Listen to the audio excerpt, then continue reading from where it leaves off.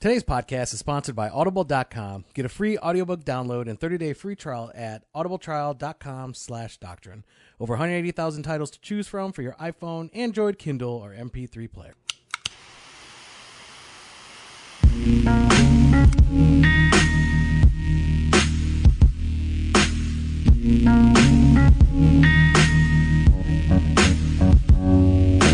Welcome to Doctrine and Devotion, a podcast exploring Christian faith and practice from a Reformed Baptist perspective. My name is Joe Thorne. I'm the lead pastor of Redeemer Fellowship in St. Charles, Illinois. And I'm Jimmy Fowler, elder candidate at Redeemer Fellowship. And I am Pat Aldridge, community life pastor here at Redeemer Fellowship. And my best friend. That's right. He is here. Pat is back in the house. We got the Joe Fat! Okay, nobody likes that. Everyone loves it. Nobody Everyone likes wants Joe to. Fat. They Come all on. thought it was dumb. No, they all were no, like, that no. Joe Fat? In fact, let me tell you, I heard that this Joe today. Fat is P-H-A-T fat. Literally- Pretty hot and tempting. I literally had this conversation. Oh, with who? With someone today. With a listener. This is a truth statement. All right, no line. I'm not being funny. I can't All right. trust you. No, you can trust me. This is real. Had this conversation today with a listener, not a member of this church, not that listener to the podcast. Here's what he said: Fofo is holding you back, and that you could beat Rob Bell if you had less Fofo. You could be Rob Bell? Beat Rob Bell in the podcast rankings, and he said, you got to control the Fofo, and I said, you can't control the wind, son. He's like, This is very hurtful. Why would you tell me this wind. story? Oh, well, wait till I tell you who it was. Oh, who was it? Oh, I already have an idea. Oh, who was that? Oh, I'm not saying names. Okay, you ready? Yep. Matthew Hample. You know what? You could tell Matt. Matt, I'm starting to unlike your photos as we speak on Instagram. No, he's just joking around. Hopefully, maybe yeah, not. I guess no one likes the Fofo. No, everybody likes Fofo. Apparently not, but I'm trying to have the Joe Fat here. That's why I need you, Pat. That's why I like when you're around, Let's because talk you build about- me up. So here's my question before we even get started. Are you going to try not to offend my wife this time? Oh, that would be a good Whoa, idea. wait a second. Hold on. Man, I you did just not. offended Japan recently. That was good. First of all, you're taking it out of context. Second of all, I was no there. promises. No promises. No promises. All right, that's No fair enough. promises. It's a national pastime to offend Cheryl. All right, so what's something good? Share something before we get started. We're going to talk about something cool here, but before we get into it, something good. What are you guys excited about? Something new that's been happening lately. Well, we have Pat here, so Okay. I would like to hear from Pat first as our guest Yeah. and my best friend. Go ahead, Pat. Can I have two? You can have to, yeah. You can have as many as you want. The He's first so one positive. was Sunday night and the silent auction that we did here at Redeemer Fellowship. Yeah. Dang it, I was going to take that one. I should have gone first. You should have gone first. You had the opportunity. I got to go for you. Our youth raised $5,400 for Operation Christmas Child, Yeah, U.S. dollars. which blew. Nobody thinks we're talking in pesos. Well, you never know. I'm just trying to say we got lots of listeners from all over the world. I just want to make sure they know it's U.S. dollars. All right. So our guy Jake is killing the youth ministry thing for us. In a good way. Yeah. He's I not want to say that. Yeah, when you say he's killing it, it's killing youth ministry. Here, we're doing. our kids no longer want to come out. But no, he's killing it in a good way. What's the this second? last week we had 4 renunciations of faith. It was awesome. Oh, thanks, Pat. That's what we do. So no, the second thing was Jake and I had the opportunity last week to go to the D6 conference, which was really good for both of us, and heard some great speakers, heard a few not so great speakers. Can you explain what the D6 conference is for those that might not know? D6 stands for Deuteronomy 6. It's the passage, love the Lord your God with all your heart, soul, mind, and strength. Teach them to your children as you walk along the way, as you rise, as you lay down. Basically family discipleship things, and how the church needs to embrace that. But it was a good time for him and I to get away. Yeah. We got fed a lot spiritually. Just the guys that we heard from, a lot of good speakers. A few that I took issue with, but that's a whole another conversation. There's always some there's always some stuff on the plate. You're like, why is that on there? You go to a nice restaurant, you're like, I don't want that on there. Like when I get my sushi, I don't want that ginger. I don't eat that ginger. That's gross. The ginger's to cleanse your palate. No, though. I don't need to cleanse my palate, man. I just want to shove all the sushi in there. No, but you want to ginger. cleanse it so you get Pat, the full do you flavor. eat the ginger? Do you eat the ginger? The what? The ginger. No, what'd you say, though? The ginger. The ginger? Did you eat the ginger? I do not. Yeah, see, there you go. No, see, you eat the ginger. You've had sushi like 2 times in your life. Okay. Yeah, big but boy. both Why don't you times just I had ginger. All right. And it tastes great. What about you? What was good for you this the past week or so? This past week, Yeah. Or anything recent that you're just excited about? what am I really excited about? I am excited to be here with Pat. Okay, you have nothing to say. No, I'm really excited Jimmy. because I have a lot of fun with Joe, Jimmy. but I have a lot of fun with my best friend Pat. Jimmy, how's your math class going, dude? You know what, Pat? My second best friend. That is just not the way we should be doing things. My math class is going. Jimmy's taking math. I'm taking math. It's really awesome. Math 101. I kind of feel like 101, math is dude. really taking Jimmy, is what's happening here. So I'm throwing this out there for $500. Whoever wants to log into my online course. And hey, listen, I can get a C on my own, but so you got to get better than that. At You least gotta a get B. You got to At if you least can a get a B. B minus or better. Yeah. Let's talk. And you know there's some church planters out there right now Yeah. that are emailing you. Right now. Right now, there you go. How about you, Joe? Okay, so there's a lot of good things. I will say one thing that just happened today. This is going to be released much later, but we were all kind of squawking about the ESV freezing their translation in perpetuity. I read that. And made a couple tweaks that I wasn't a big fan of in terms of translation and interpretation, but that's okay. But then they were going to freeze the translation in perpetuity, and Which means what? I don't know, and it means forever. In perpetuity, it will forevermore be this way. And Well, just remember, I don't have math, so I don't even know what we're talking about now. so we were all kind of like bummed out by this because it just seemed like the wrong move, And it was dumb. on a lot of different levels. And then because Crossway is legit and awesome, and we love the ESV, they came out today with a statement saying, "Hey, you know what? That was a mistake. Yeah. We're sorry about that. That's not going to happen. We're going to keep working on this translation." So, I thought that was really good news. Yeah, it takes humility, right? Like, it just takes humility and just an openness to the work of the Spirit to, first of all, just admit, hey, we made a mistake, and then to reverse course on that. Yeah, man. I read it. It was really good. It wasn't trying to, like, shy away from it. They were just very... No, they were very mad. Like, hey, this was a bad idea. We're going to own it. Yep. And now And we're going to fix this. And even in their letter, like when I read it, it was like there was a reason behind it. They weren't just doing it just to do it. Right. And I get the heart behind that. Yeah. But yeah.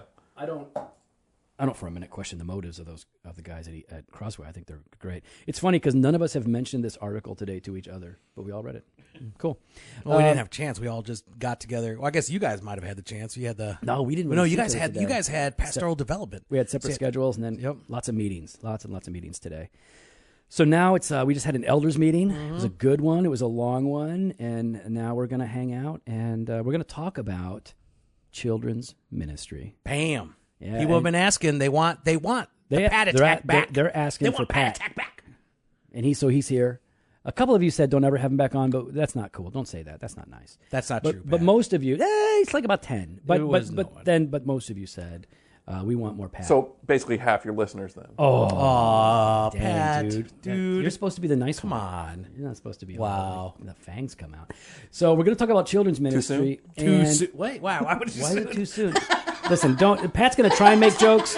Pat's about as funny as Les and Tanner on the Reform podcast. That's hurtful, So, dude. no, I'm kidding. You're way funnier than that. Okay, I was totally kidding. Oh, goodness. So we can't talk about children's ministry without Yeah. bringing in Pat for a few reasons. Number one, Pat is a great dad. He loves his kids. He disciples his kids. So that's reason number one. Reason number two is because of Pat's role here at Redeemer, and we'll let him explain. And number three, because we're always looking for an excuse to just hang out and get together. So, Pat, in case we have people here who weren't listening when you came on the first time, let everybody know who you are, what your role is here at Redeemer. So, Pat Aldridge, I'm community life pastor here, which means that I'm overseeing all of our smaller gatherings, which include children's ministry, youth ministry, community groups, discipleship groups. I'm overseeing and raising up leaders in those ministries to do that. Like Jake. Yeah. This guy that right. oversees youth ministry. You've mentored him, coached him, discipled him. You continue to do that with him. Yeah. Great. And it's a great way for you to get all the credit that he does. Absolutely. Because you did everything Yeah. Yeah. in him. I just First cause. Yep. That's it. Keep going. And it's funny that because I was talking to a few people at the conference that Jake and I were at, the D6 conference, like if I had it my way, I'd be much more comfortable in my role just being children's and family ministry. Like that's what I'm most passionate about. That's what I enjoy. That's where a lot of the joy for ministry comes. These other things, because they fit together in that, have kind of fallen onto my plate. That's right, because I ain't doing it. And that's that's the other thing I tell people. And that's just, we don't want you to No, do it. nobody wants me to do There's it. a difference here, right? Like Pat has a heart for it. Yeah. Not only the heart, there's people that have heart that have no skill. Right. Pat's got the heart and skill. No, if I was, look, I barely hold it together in teaching adults without crossing the line. There's no way I'd be able to regularly work with kids. How do you cross the line? So anyways, Would you like that list alphabetically? yeah, I don't want to, I don't want to, no, Pat's, We'll provide him in the show notes. Pat's, yeah, really, we might.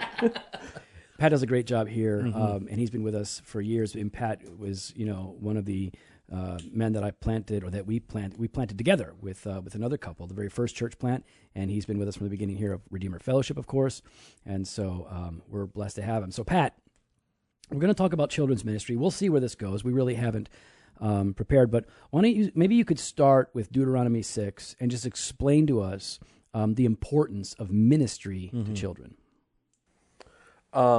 We at Redeemer, based on passages like Deuteronomy 6, the love the Lord with all your heart, soul, mind, and strength, teach these to your children as you rise up, as you walk along the way, as you lay down, paint them on the doorposts of your home. It's that idea that parents are the primary disciple makers of their children. I've read the crazy stats that are out there that children's and youth ministry workers get approximately 40 hours a year with their students, where moms and dads have over 300 hours. So who's going to have the more influence? Yeah. Good or bad, it's really no comparison. At best, the church is going to supplement what's going on at home. And so, we want our parents to realize their critical role in raising up their kids. This is something that I love about, like, the emphasis that Pat brings, which is when he talks about children's ministry, it is never exclusively church. In fact, when you talk about it, Pat, it is very much like, well, no, children's ministry happens in the home and it happens in the church. It's got to involve both. And the critical aspect of it, the most critical aspect of it, is with mom and dad.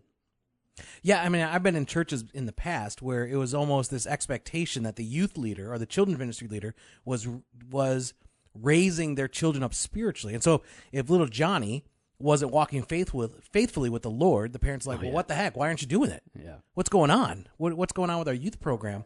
And we've seen over the years, Yeah. that's why a lot of kids who grew up in church get into college and out of college, and they walk away from their faith, at least for a while. Yeah, because they haven't had that teaching or that upbringing at home. Right. And I love that the emphasis here, like Joe was saying, is that it starts at home. And one of the things I've benefited from, my family has benefited from, has been, Pat's instruction to parents on, here are some resources and here's some ways that you could shepherd your children well. Mm-hmm. What are some of your favorite resources, Pat? The ones that you've used maybe in your family or that you've seen other people use effectively. Like we've in the past, you've used a bunch of different things, one of them being the Children's Catechism. Mm-hmm. But what resources have you used and do you favor in doing children's ministry at home? It starts with the Jesus Storybook Bible. I think that's kind of the standard, really, for kids' Bibles.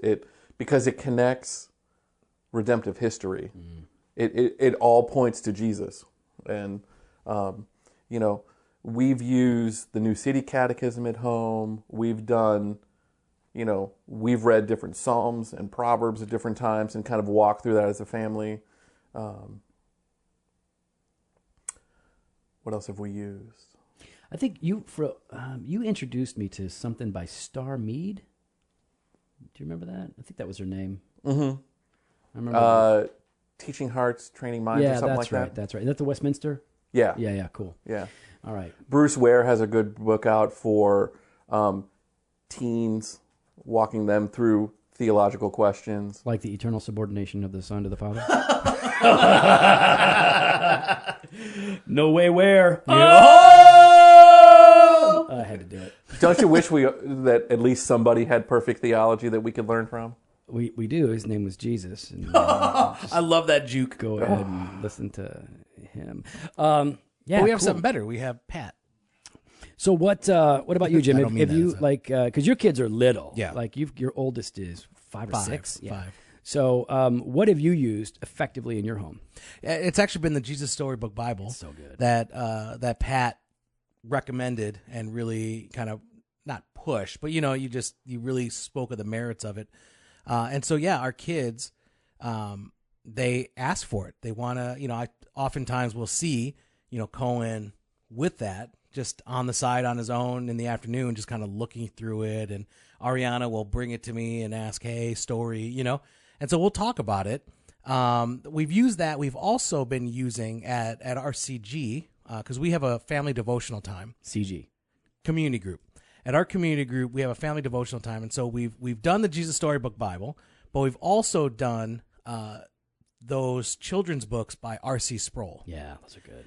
And so that one's been good as well. It's more for an older age group, because they're a bit longer stories.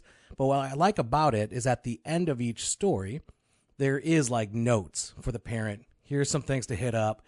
Here's some things to ask your kids. Here's some questions to kind of go through together, and then helping to kind of point to the gospel. And so we even had it at community group or personally, where a kid will kind of be like, are they talking about Jesus right now? Like, yes, we are talking about Jesus. It's always about Jesus. And so, I've enjoyed those, Jesus Storybook Bible, as well as R.C. Sproul's children's books. For our community group right now, we've just started going through Marty Machowski's new book, Theology. It's basically teaching theology to kids, and it's breaking it down for them. And the kids really responded well to that. It's great, man. I love it. So, we're focusing right now on children's ministry at home, family ministry. Yeah. Pat, what are some of the basic, in your experience as you're, teaching parents and working with them, what are some of the obstacles that they face or that you face when you're trying to disciple your kids? What are the things that tend to discourage parents or get in the way of taking this seriously? The biggest thing that gets in the way is just their fear and apprehension of doing it. Yeah. Like they don't know how to do it with kids. They get discipleship with other adults. Sure. Or other people their age, or relatively speaking. But it's a different animal when you have to be able to break it down for a child to understand. Definitely. I see that a lot. And I think one of the things that comes to my mind is that you can feel defeated before you even really get going. Because when you're dealing, especially with smaller kids, they ain't paying attention. Yeah. Oh yeah, they're gonna jump around. They're gonna get distracted. You'll be in the middle of the most poignant thing that you're reading or saying, and they'll want to ask a question about Dora the Explorer or something that has no bearing on what you're talking about. And so it's easy for parents to go, this isn't working. Yeah. I'm just going to give up. When, in our experience, you have to persevere through that.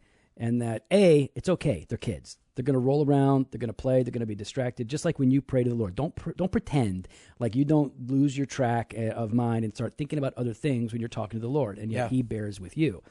But also, the more you do it, the longer you do it, the more they grow into a familiarity with. I'm so distracted right now, and Pat's seen it for the first time. What? When Jimmy, stop it. when Jimmy wants to say something, and he doesn't want to forget what he's going to say, he crosses his finger like he's making a wish in a fountain, and he holds them up by his ears, and then he holds them there so that he can remember what he's going to say. So, okay, go ahead, Jimmy. What you had? So those weren't air quotes? Is that not? No, what they that's were? not Okay. an air quote. No. That's, Okay. No, but speaking about what you're talking about with kids, I think that it's important that we as parents or as shepherds, those that are teaching on Sunday mornings and all that stuff, that we bear that in mind, that different age groups need age appropriate curriculum. Yeah.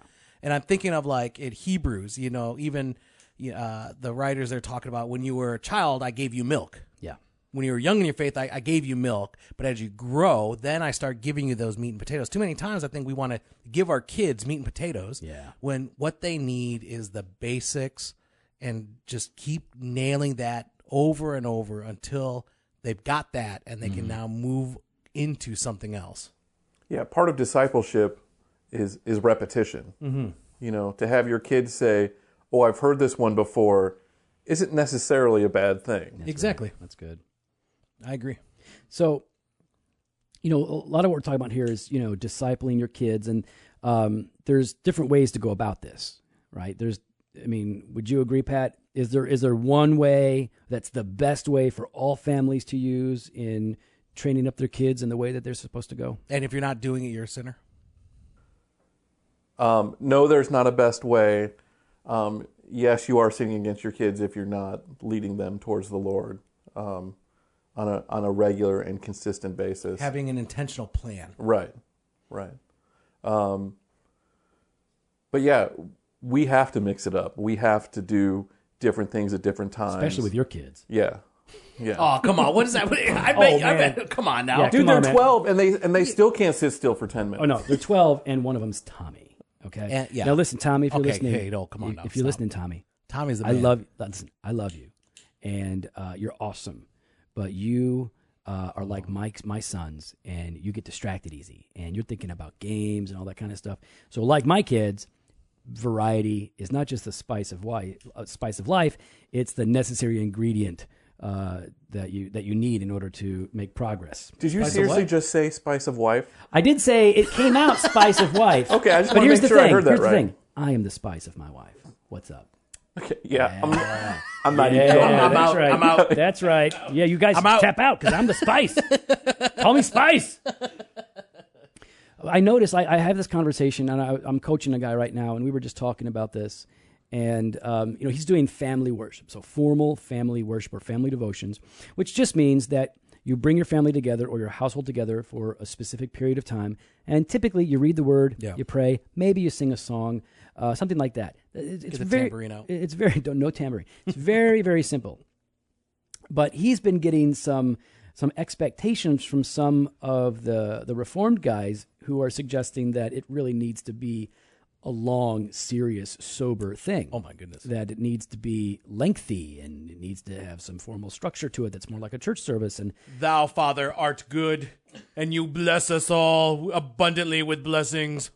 it's pretty good, man. I think that's what they're thinking. That's what they're thinking. Okay, so I just wanted to And share. that's where they'd be wrong. Yeah. Yeah. Thank you, Pat. See, I only believe that now because Pat said it. Yeah, don't believe it because I say it. Believe it because the Bible says it, or Pat says it. Pat says it. The Pat, was it? That's a PSV. Pat standard version? Yeah. Yeah. So, Pat, Perpetual. if people want to take like family devotions or family worship seriously, what do you think are some of the things that they need to keep in mind as they're getting into it? The big three things that I regularly talk to parents about is keep it short.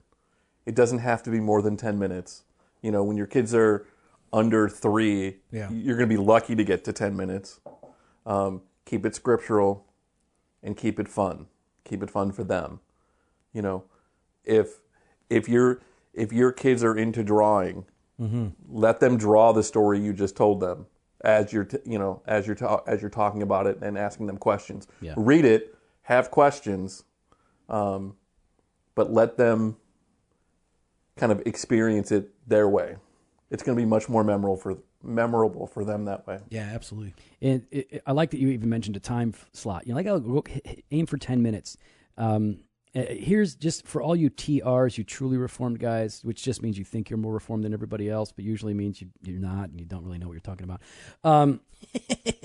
For all you like guys that want to impose like super lengthy periods of time for corporate worship and think that you're being Reformed, I've got the references so I can show you, and I'll put it in the show notes.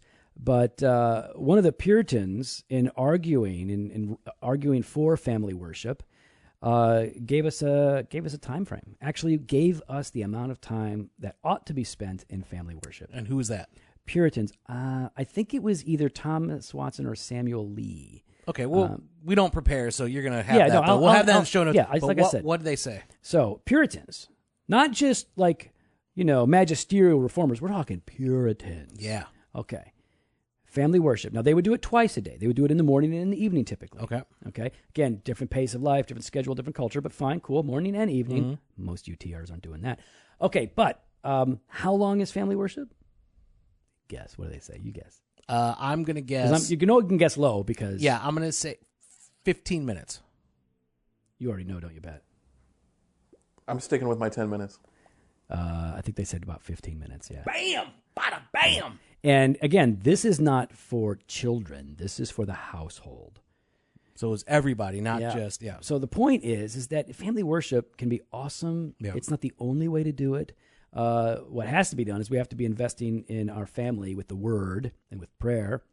If you're doing formal family worship, then it doesn't have to be that long. If you can't get it done in 15 minutes, you ain't getting it done.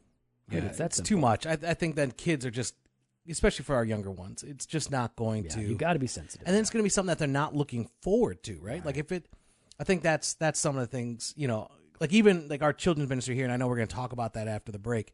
But these my kids, I can only speak for my kids. They love coming. The curriculum is so good. They love coming to church. We ain't got no fire trucks. We ain't got no fire trucks. There's no jamboree, jungle gym. There's Nope. nothing like that. No, but they love coming. They love the fellowship and they love the teaching. And we'll talk about that later on. So, we're dads. Three of us here are dads. We love our kids. We want to invest in our families. We love the church. We invest in the church. And, when you guys go home and it's time to go to sleep, like sometimes my mind is racing so much I can't sleep. Yeah. I need something to just kind of get my mind off of everything that I've been doing. And I was thinking about it, Jimmy.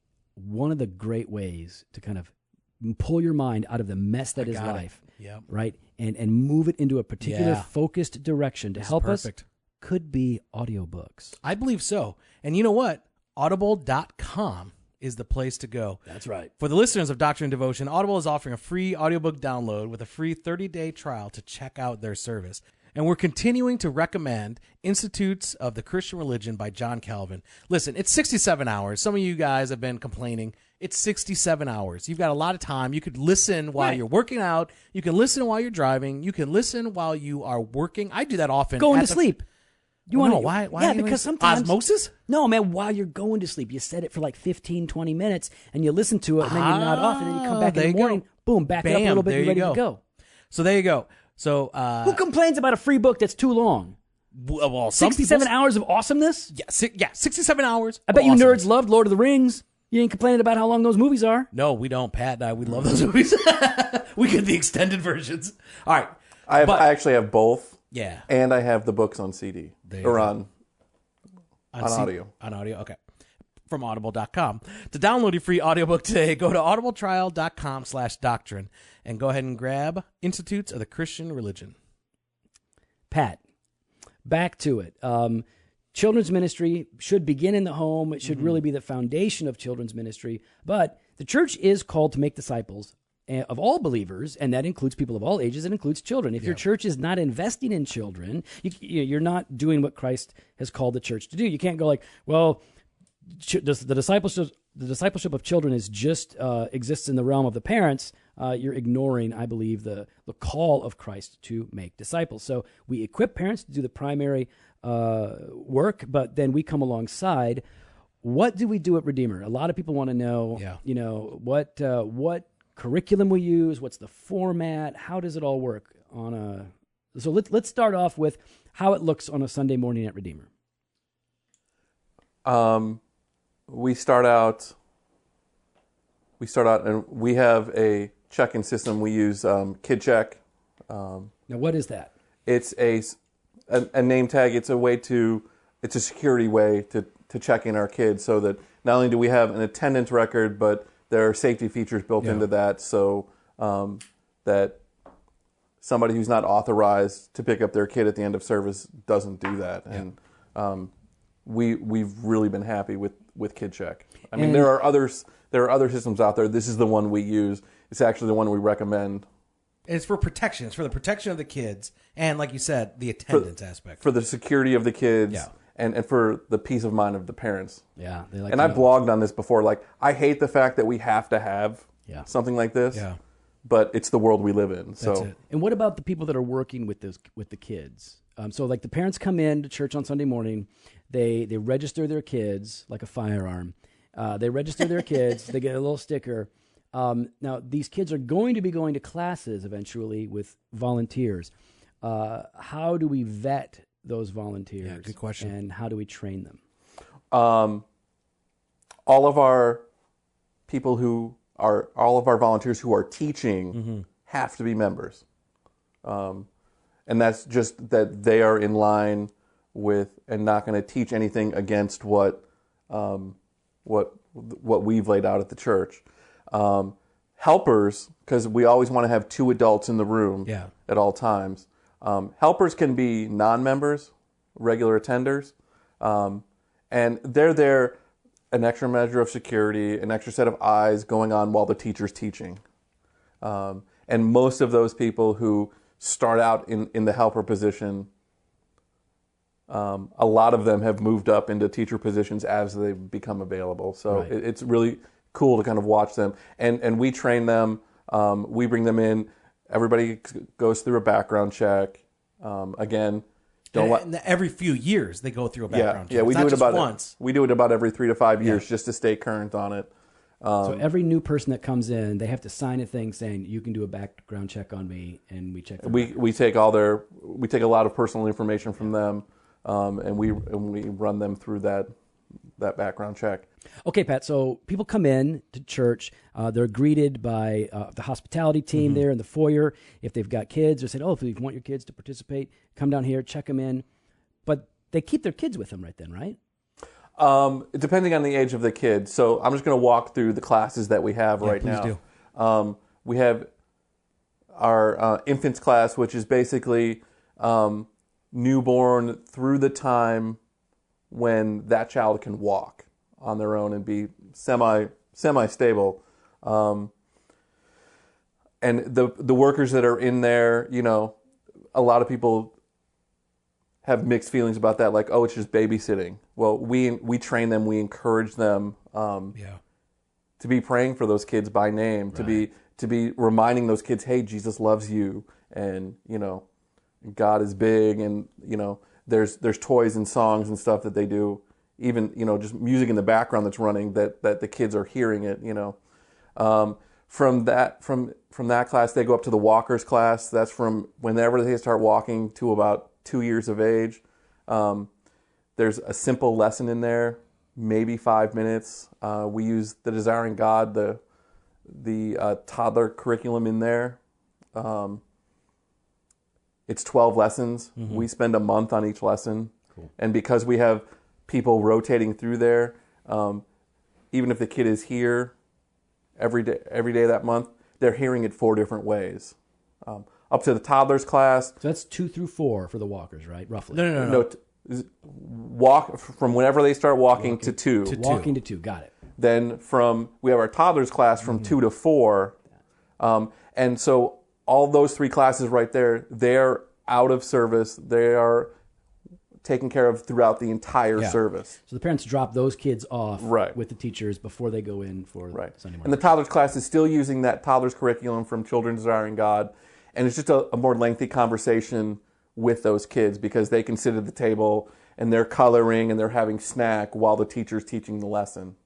Then we have 2 other classes, our primary class and our intermediate class. Our primary class, which is our biggest class right now, goes from pre-K through first grade.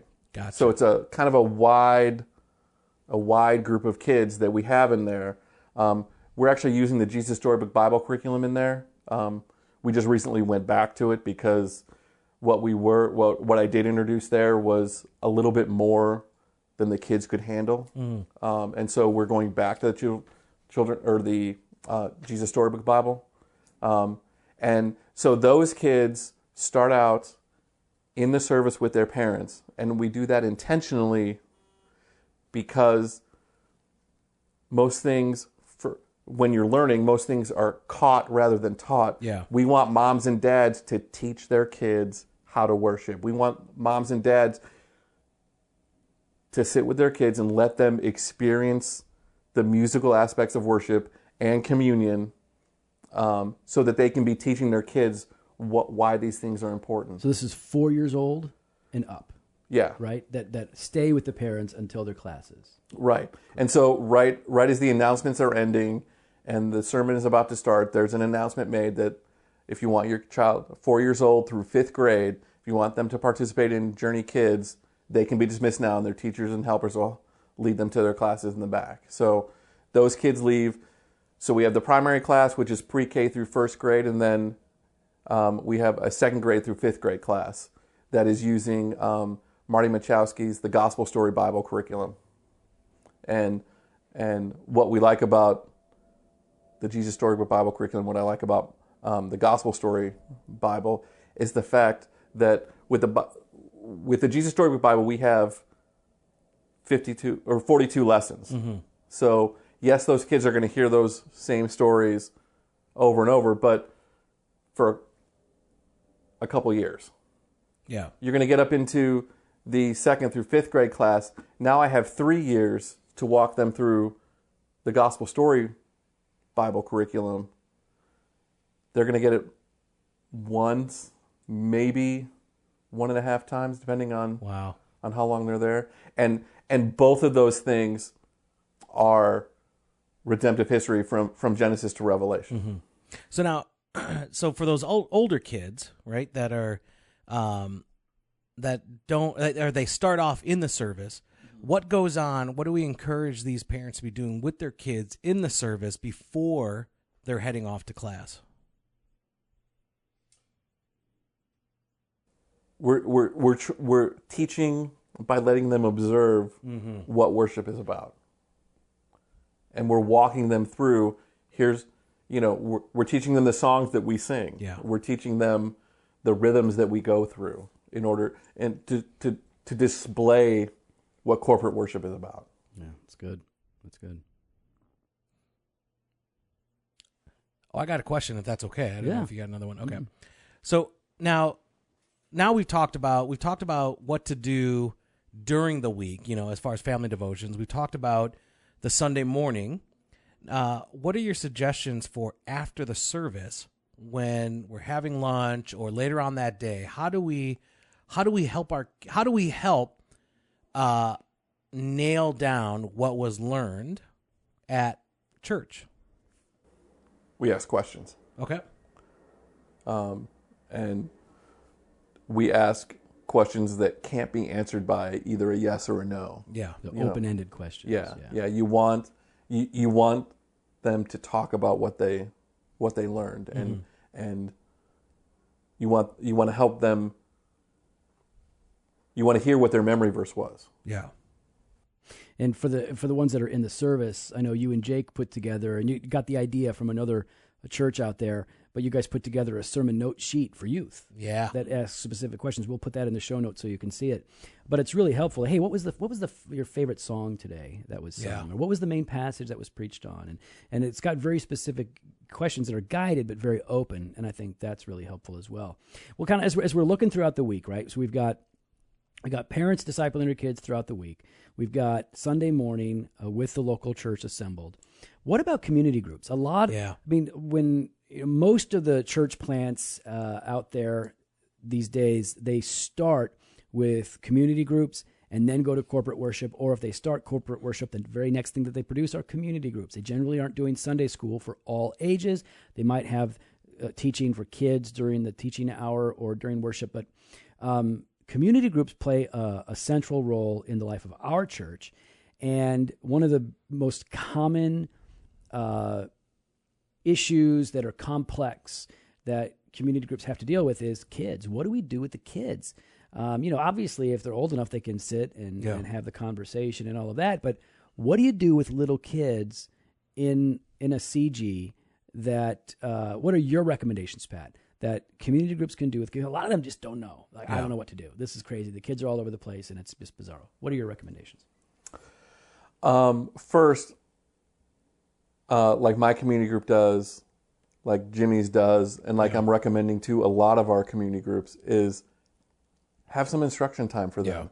I mean, we're getting together. The purpose of the community group is not instruction. The purpose is to build community. That's right. And one of the ways we do that is we're building community with a purpose. So that purpose is Christ. And so we want to bring him up and let the kids know this is part of who we are. This is part of a regular conversation that, you know, they're not getting at school, that they're not getting necessarily with their friends. And so, but we have to take our faith seriously. And so, you know, and for our group, it's 10 minutes. You know, it's not much longer than our family devotions would be. We're reading scripture. We're reading through a story, and we're spending some time in prayer. So paint a picture for the people that are listening, like, because they don't do this, and most of them, if they have CGs, probably aren't doing this. So how does it look like? People start arriving at what time, and what, just kind of lay out the way it flows. So for our community group, we meet on Saturday mornings. We start at 10 a.m. and we're wrapped up by 12:30. And so we'll spend that first half an hour just hanging out, just talking, catching up about how people's weeks went. Kids are running around, they're playing, it's loud. With my group, the kids outnumber the adults 3-1. So yeah, we have a lot of kids in our group. And so we've just kind of adopted that motto of just embrace that chaos. It's going to be loud. Yeah. It's family life. That's right. That's the way it is. Yeah. So that's about the first half hour. And that's while food is being prepared, because we found out with our group meeting when we do, like, if we don't get a meal into them, we're going to miss a window and kids are going to start to get hangry. And good. So we incorporate a meal into ours. And so as that food is getting prepared and being set out, one of the adults, sometimes it's me, sometimes it's another member of the group, we'll gather all the kids, we'll do our kid lesson, we'll pray for the food, we'll help our kids get their food and get situated and eat. And, you know, while the adults are gathering their food, and that's when we have our adult conversation about the sermon. Okay. And then So we'll you guys- wrap our group up with an adult time of prayer. Yeah. So you guys, in your case, you're using the discussion guide for what was preached on Sunday. And what are the kids doing during that whole discussion time? Are they eating, and what happens when they're done eating?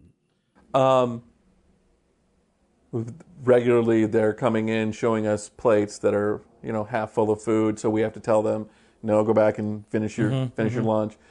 They'll clean them. We have a few older kids who will help the little ones clean up, and then they go back to playing. And it's typically, you know, we're just coming to the end of summer now, but they would go outside.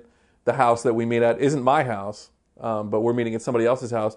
They have a nice playground in their backyard. They can go downstairs in the basement that's fully furnished, and, you know, where that family keeps, like, that's basically the kids zone, and so that's where all the toys are, and, you know, and so the adults are pretty much left alone, you know, unless there's a problem, which typically happens because so-and-so said something and then got hit, and then, you know. And we deal with that drama, but that's just part of the chaos of being a family. So. That's right. And like, you have an approach here that blesses the kids, that honors the responsibility of the adults, that provides for the adults, and yet it's still going to be messy. CGs are messy, and there's not going to be a neat, clean, pristine way of doing it. And if that's what you want, you really don't want family life. You don't really want community. Yeah. You want something else. So I really think that's great. I think that's important. And with younger kids, it gets a little more complicated because now you're dealing with bedtimes. Now you're dealing with little kids who need to be supervised. Yeah. You know, we can't just send you downstairs to play. You're going to hurt yourself and or others. And so, you know, we've had it in the past where one or two adults on a rotation basis are rotated through to, it's your night to go with the kids tonight. So yes, for that night, that adult misses the conversation, you know, but even then it was, okay, while we're eating, what are your prayer requests? Right. You know, so that we can be praying for you. That's right. And then there, you know, even after the group is over, we're sending those prayer requests in totality out to the group to be praying throughout the week. right. Via email. And it's not a burden. Like, Exactly. okay, so I mean, perhaps there's a level of sacrifice like there is with any real service, but you now are privileged with the responsibility of spending time with the kids. And that will include a lot of fun, a lot of like parental kind of observations and control, safety, but also the opportunity to build relationships and to, you know, even teach or instruct. So, I mean, and you're also serving the parents then. Yeah. Goodness, like a lot of our wives are stay-at-home moms and they need a break. Yeah. They need a break. And so like I'm happy to go in our CG and hang out with the kids because I don't have to do that. You know, I don't do that on Sunday. So to give the moms a break is And we were like, our group is a lot of younger kids, as you're talking about. So we do ours from 5:30 to 7 p.m. So, 5:30 to 7 p.m. So that these younger kids can go home, go to bed, because now a lot of them are now in kindergarten or in first grade. But we're also very intentional in what we call the friendly dragon or friendly dungeon, which is where the kids go after our lesson and after snack time. And we have a rotation like Pat does, 1 or 2 adults that go down there. And we were intentional in telling our CG, this is not just serving other people, but we want you to be building relationships with our kids. Because there's a reality, I think, sometimes as kids get older, they're going to have questions or they're going to want to go to somebody. And I want my kids to know there is a safe adult. If they don't feel comfortable talking to me about something, they might feel like this is awkward. I don't know if I want to talk about that with Dad yet. I want them to go to Mr. Kotoff. You know, I want them to go to Mr. Bautista. I want them to go talk to these other safe adults and know that there are other people that they can go to if they don't feel comfortable for some reason or another to talk to Mom and Dad about, right? Because that's the whole part of the family aspect that you're talking about. That's what I think of when you're saying that, is like, this really is a family. Yeah. This is not a gym where we go and work out and say hi to each other. This is a family. We're all a part of it. We all actually care for each other. Because that's how discipleship happens. Exactly. You know, it's in the norm. You know, we have to include the normal, every day-to-day stuff. Yeah. In discipleship, it's not just a formal process that some people are involved in. Exactly. And that's even like we had a guys and kids thing, right? Like with just all the guys with all the kids having a barbecue. And there's a few guys that couldn't make it because they had to work. And, you know, it would have been awkward. We felt as a group it would stink to not have those kids because they're part of the family. I want these kids to be here. So it's like no problem for us to have these kids come watch these kids because it's not a burden to us. It's a family. Let's just be clear here. Your CG is the best CG ever. Your CG is the best CG. Tell them, Pat. Your Jimmy CG is the best group ever. Keep going. Jimmy CG is the best group ever. So Jimmy CG had the idea of, let's do guys or adult dudes. What did you call it? We call it guys and kids barbecue. Right. So it's a guys. So you got all the kids from your CG and all the dads and single men and all of that. Yep. And you all got together and you had a barbecue at the park. And what'd you tell the wives? Do whatever you want. You can rest if you want to go. If you want to stay home and relax, that's fine. If you want to go out with friends, go ahead and do that. They all just decided, well, we're just going to go together to someone's house, have dinner, and do a craft night. Yeah, so that's why Redeemer rocks right there. Yeah, we want to be together. We enjoy spending time, and we enjoy not just spending time with adults, but this is kind of what we're getting to is we value our children. Yeah, we value our children as part of the life of the church. That's great, man. So Pat, when you're teaching adults, when you're training parents, what are some of the resources, and I'm sure you've already mentioned some of them, what are some of the primary resources that you would recommend to parents that want to invest in their children theologically, biblically, spiritually?